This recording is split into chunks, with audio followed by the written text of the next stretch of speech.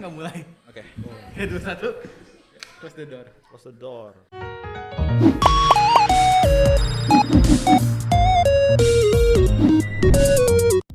Minasang, akemaste omedetou. Gozaimasu. Apa yang gozaimasu ya? Selamat tahun baru. Ya. Gozaru. Gozaru. Gile, Selamat kayak tahun zaman baru. Kenshin ya. Jadi- Kotoshi mo yoroshiku onegaishimasu. Yorobun. Yorobun. Apa dong bahasa Koreanya selamat tahun baru apa? Sehebok mandi badeseo. Nah, itu Adil. Gitu. Selamat tahun baru ya. Ya, Selamat tahun baru 2048. Ah. 2023. visioner sekali gitu. Lompatnya jauh ya. Jadi di episode tahun baru ini kan kita ngebahas salah satu wishlist kita di 2023 tuh mau ke Jepang. Jepang, pastinya Jepang. Jepang. Jadi kita bakal ngebahas Fuzoku. Salah. Lagi Fuzoku. Kayaknya bakal ada segmen tersendiri nih Kita tentang bikin ya Fuzoku tentang nih. Fuzoku ya. Boleh deh. Kalau disetujuin ya sama editor ya. Halo editor. Jadi Editor nggak ada karena gua sama Isal wibu, gua mengundang temen gua yang udah mondar-mandir ke Jepang gitu, teman kita ya, Iya. yaitu The 1993. Wih. Ini Famous. ini sebenarnya kerjaan lo apa ya? Model profesional ya. Iya, atau imigran gelap. Lebih ke bisa disensor kan nanti. Iya, bisa. Johnny. Joni apa nih? Mas Nippon enggak bercanda. Ya. Nggak, ini sih gak usah Ini nggak usah disensor, bener-bener. Jongos Nihon. Iyalah. Tapi emang benar. Benar. Karena gue dari dulu pertama awal gue kerja profesional emang langsung sama perusahaan Jepang. Jadinya buat kerja ya kebanyakan ke Iya, Jepang. kebanyakan buat kerja. Hmm. Dan belum pernah buat liburan sama sekali kecuali extend. Oh, extendnya jadi liburan yang extend ya? Iya, minimal kan kalau kerja jadi uang pesawatnya gue udah ke cover setidaknya. Oke, sisanya buat main ya. Iya. Dua duit sakunya. Iya. Main Oke. apa tuh? Main apa kalau udah? Buat makan, beli mainan. Oh, gitu. Iya. Kampus night enggak belum. Belum pernah nyobain. Anjay. Jadi karena interest kita juga beda-beda, Ya. kita mau ngasih tips gitu kali ya, atau nunjukin mungkin spot-spot yang menurut kita menarik buat interest kita masing-masing. Betul. Pertama kita mulai dari Isal dulu deh, lu Sal, paling ujung. Anjir, paling wibu kayaknya gue nih. Paling wibu. Gitu ya. Jadi kalau interestnya Isal kan dia main-main ya, Ya. main apa Sal? Aduh, nanti gue takutnya di netizen gue diserang netizen. Nggak ada yang kenal kita jadi Nggak bodoh. ada yang nonton juga ya. Takut di SJW. Iya, gue main Bumble sebenarnya di Jepang. Oh, gitu ya. Gitu aja. Tapi nggak kena sih. Semi curhat. Nggak, gue lebih ke ini figure karena kan gue ngoleksi beberapa mainan ya. Dan mungkin pernah gue share juga sebelumnya di YouTube yang sebelum-sebelumnya ya. YouTube sebelum-sebelumnya. Di episode yang sebelum-sebelumnya maksud gue. Gitu. Jadi interest gue lebih ke mainan gitu. Nah, jadi kalau misalnya interest Isal kan lebih kayak mainan action figure Ya. yang anime-animean Betul. gitu ya, hentai. Nah, jadinya sex toy mainan juga ada. Mainan. kan toy. Toy Oh, sebenarnya kan. nah. Iya, betul. Jadi mau kita ngasih apa ya? Spot gitu ya, tempat-tempat kalau misalnya lu tertarik juga Betul. hobi sama main-mainan gitu. Kalau di Tokyo kita ngebahasnya spesifik Tokyo ya, karena kalau Jepang kayaknya kegedean. Iya. Dan sekarang semua penerbangan harus ke Tokyo dulu, setahu Iya. gua. Oh gitu ya. Oh. Nggak ada kemana kalau dari si kita ya gitu. Nggak Harus ada yang ke turun Tokyo ke dulu. Osaka dulu gitu. Tetap ke Tokyo dulu. Tokyo baru habis itu nyambung ke Osaka. Gara-gara abis pandemi. Habis pandemi kayaknya. Baru dibuka. Udah nggak ada, sekarang sih nggak ada direct nih ke Osaka. Iya, kemarin-kemarin sempat ada kan. Ada sebelumnya sebelum ada, pandemi. walaupun nggak banyak gitu ya. Ya. Tapi mungkin kalau dari negara lain yang dekat mungkin ada gitu ya. Cuma gua nggak tahu. Jadi kalau dari kita mesti ke Tokyo dulu. Jadi spesifik bahas Tokyo. Oke. Spot-spot mainan Sal yang menurut lo perlu diperhatikan atau dikunjungi di Tokyo. Even buat kalian yang nggak suka mainan, ini juga bisa jadi salah satu wisata yang bisa kalian tuju. Yang pertama adalah tentunya Akihabara. Akihabara. Oh, iya, jadi kalau ke Akihabara itu udah kalian nggak usah cari kayak wah ini toko apa gitu, itu nggak usah. Karena kenapa? Begitu kalian turun di stasiun itu aura hobi, hobi kewibuan dan permainan dan segala macam itu langsung kecium di situ. Jadi begitu kalian keluar stasiun udah tinggal kaliin puterin aja tuh Akihabara, banyak sekali. Bahkan ada toko-toko dewasa loh. toko mainan dewasa maksudnya Oke. gitu. Dan salah satu yang gua rekomen kalau misalkan kalian udah sampai di Akihabara itu adalah ke Yodobashi dulu, Yodobashi Kamera. Jadi ada Yodobashi Kamera, nah itu kayak shopping mall gitu, tapi lebih fokusnya itu ke elektronik dan mainan.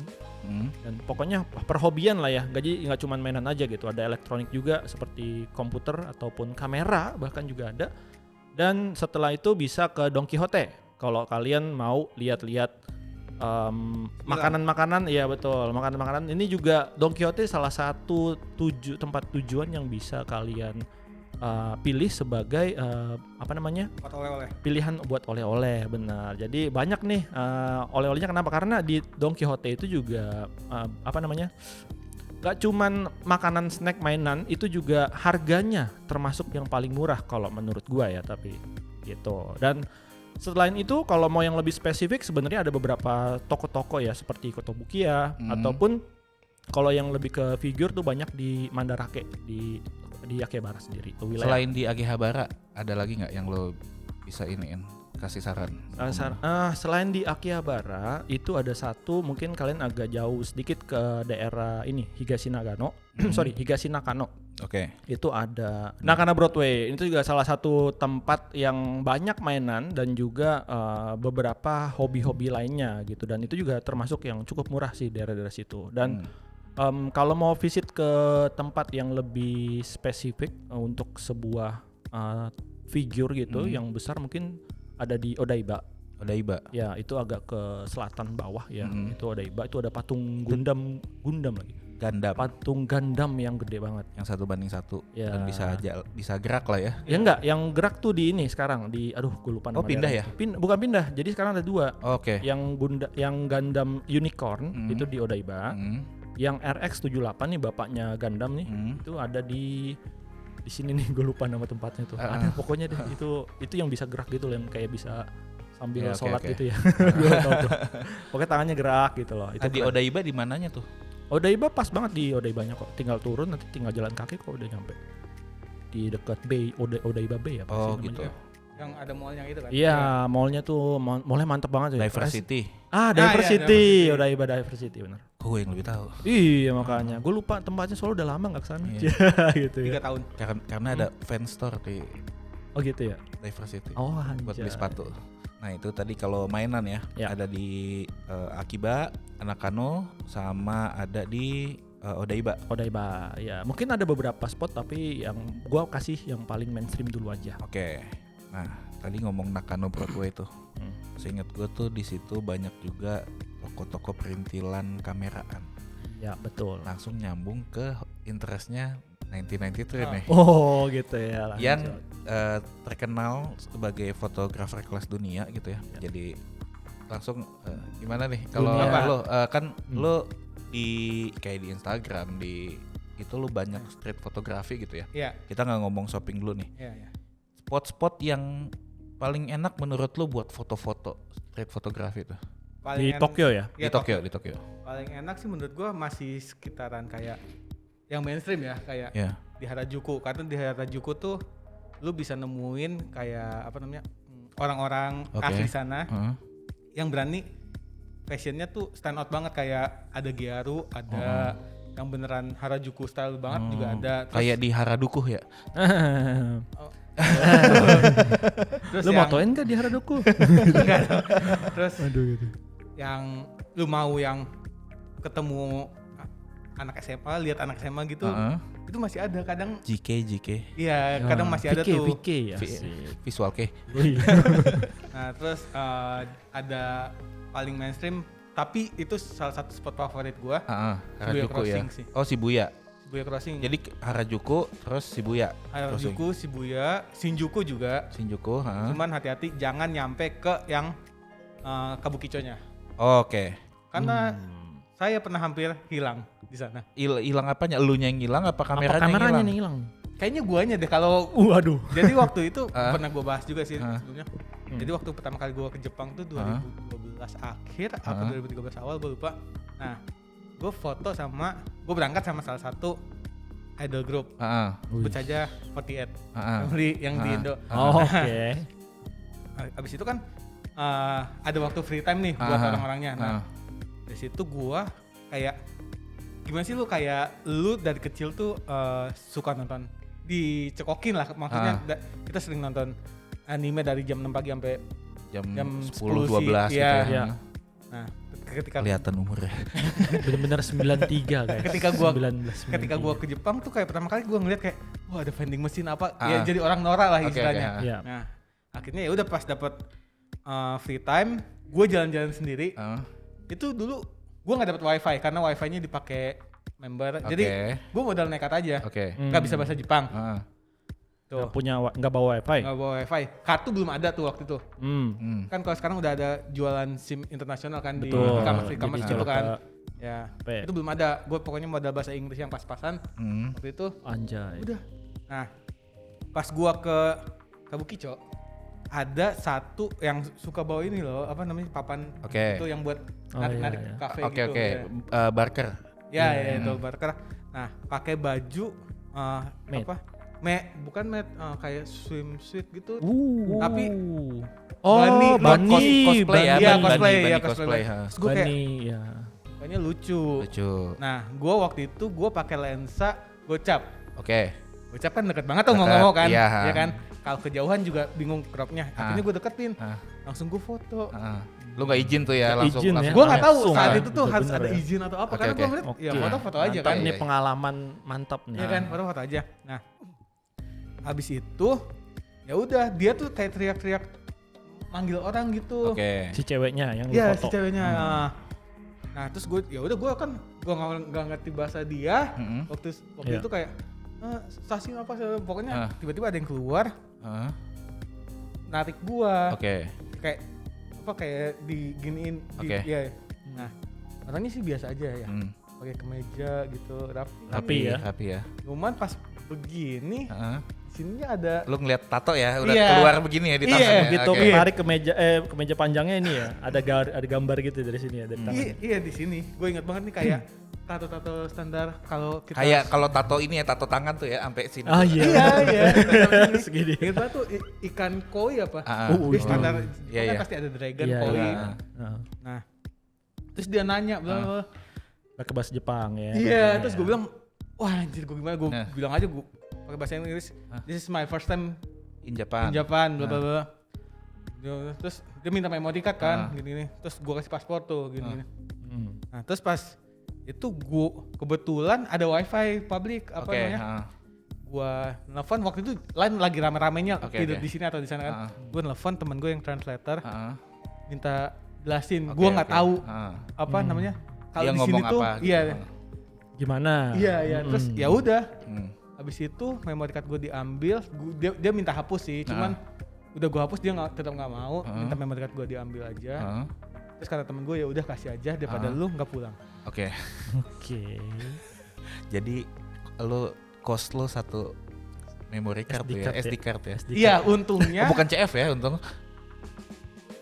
Bukan. SD. Untungnya waktu itu gue baru banget ganti memory card. Jadi datanya cuman dikit lah. Sisanya ya data-data kerjaan plus campuran gue foto-foto street juga. Langsung kayak ya dibanding elunya jadi aspal ya. Iya. Nah, abis dari situ kan waktu itu gue sering ke situ lagi, tapi gue nggak ngeluarin kamera tuh kayak apa? Masih agak trauma ya. Iya. Rasa-rasa trauma ya. Iya.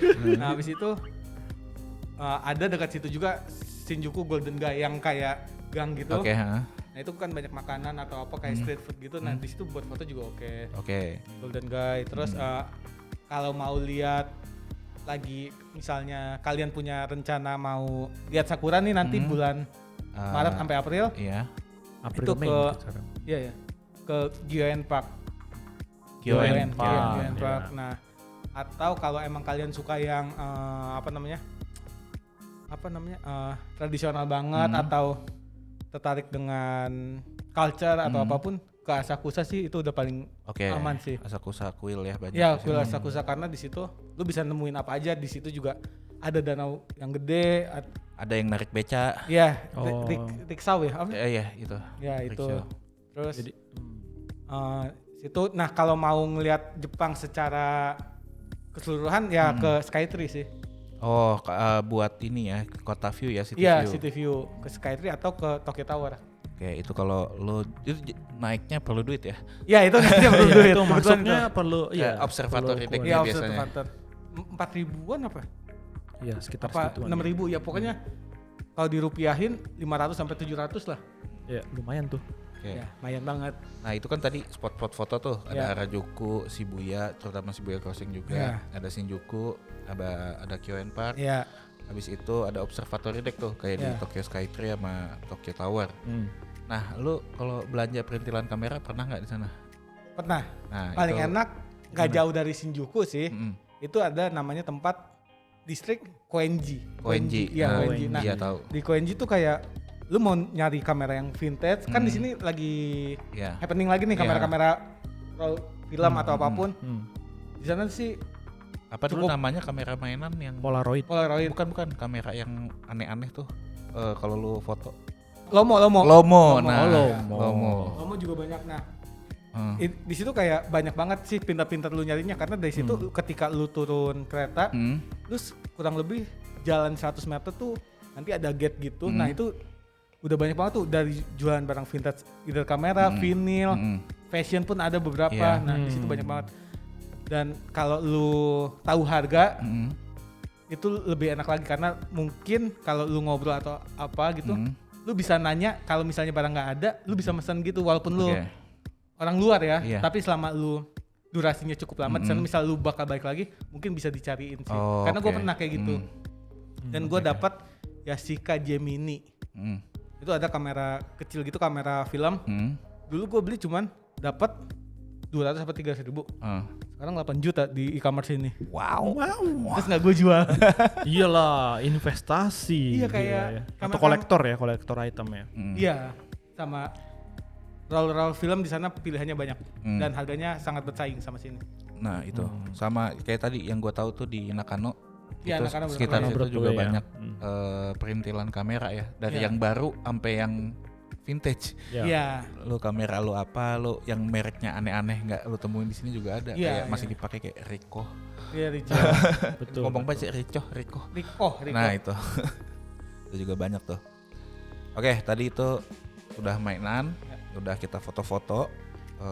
Sekarang ke gua. Begaya. Kita bahas bukan Fuzoku. Jadi kita ngebahas kalau gua kadang suka belanja ngomongnya apa ya, fashion yang unik gitu, karena nggak banyak yang nggak ditemuin di sini. Iya. Oh iya. Terutama kayak karena kita musimnya cuma panas sama hujan, jadi gua kadang suka belanja outerwear yang aneh-aneh gitu, yang nggak ketemu tuh di sini. Terus kayak aksesoris, sepatu yang emang kadang banyak yang emang cuma keluar dari Jepang. Nah, itu ini juga gua nggak pakai. Iya.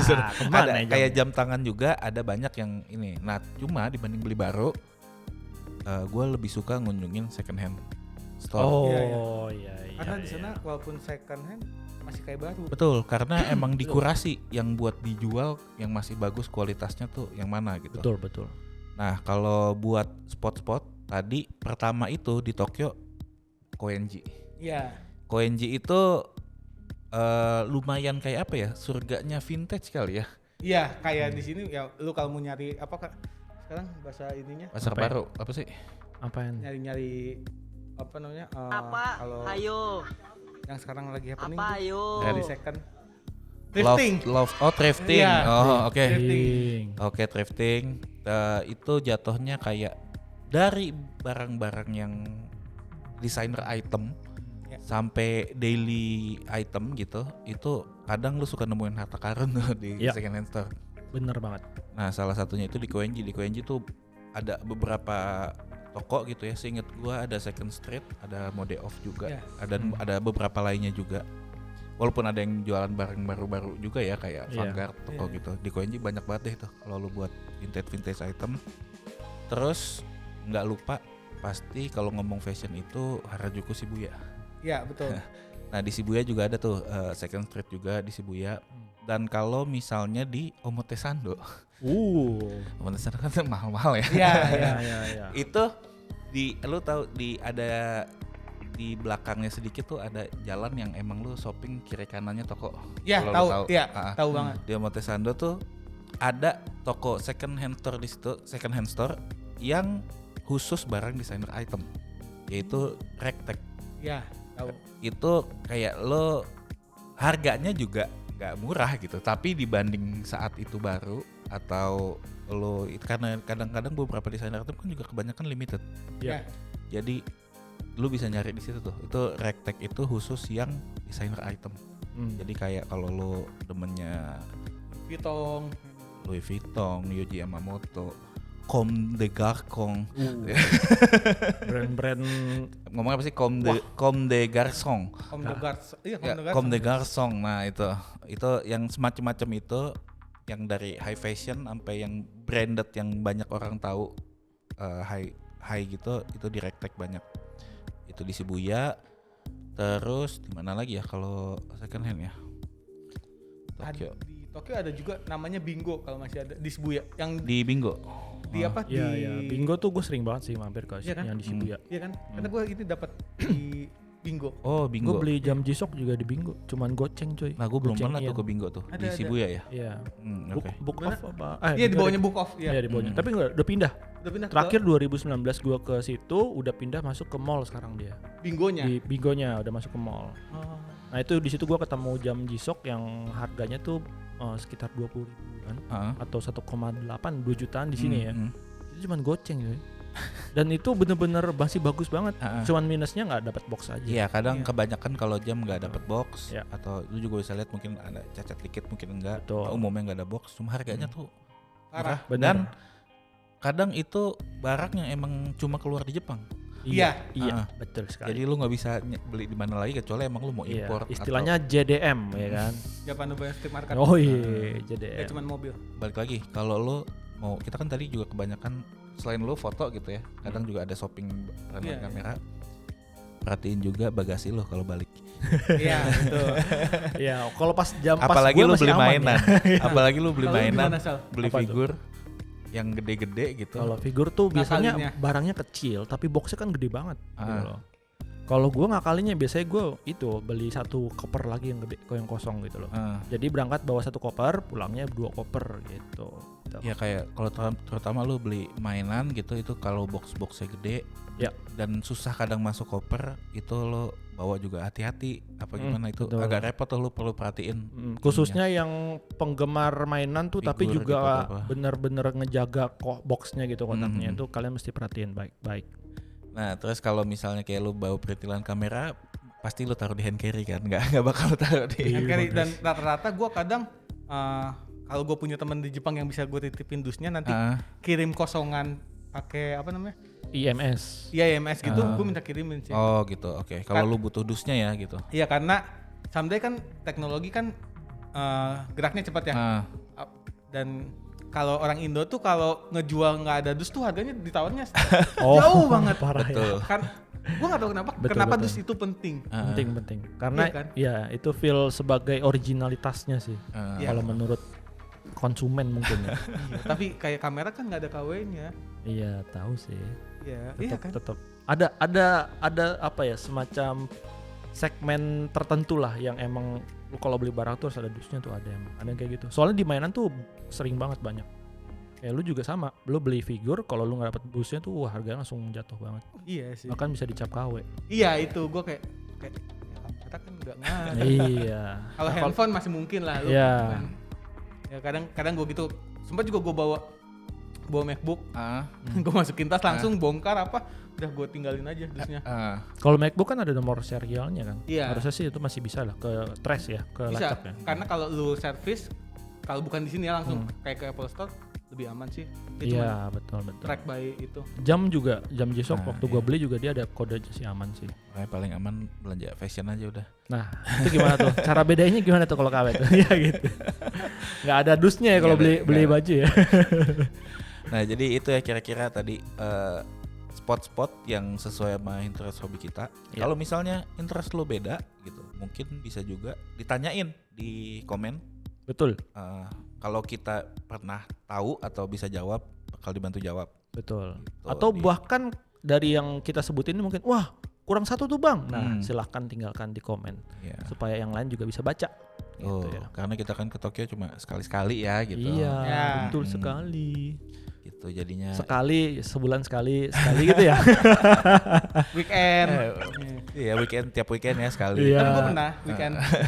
Iya maksudnya seminggu sekali gitu kan. Weekend buat kerja doang sana ya? Iya. Berangkat pagi di sini, subuh, sampai sana siang, istirahat. Malamnya ada event gitu. Besoknya pulang. Subuhnya balik lagi. Iya, udah kayak berasa ke Bali ya. Itu namanya weekend termahalku. Jet set life. Yoi, gila, ngeri. Oke, jadi ya semua jangan lupa follow dan sosial media kita. Kalau mau dukung juga ada link di bawah nih. Traktir, betul. Buat donasi. Nah, jadi gitu ya. Oke. Sampai ketemu di Jepang. Jangan lupa disapa. Iya. Jadi resolusi 23-nya apa nih? 2023. Kita buat ke Jepang. Iya. Pertama sih ke Jepang dulu. Gitu. Lu mau nanya apa? Mau nanya merit lo? Gitu. Enggak ada. Oh enggak, ya udah. Kalau gitu, ya gue Isal. Gue Fadil. Ya, gue 1993. Pamit undur diri, sampai jumpa di episode selanjutnya. Bye.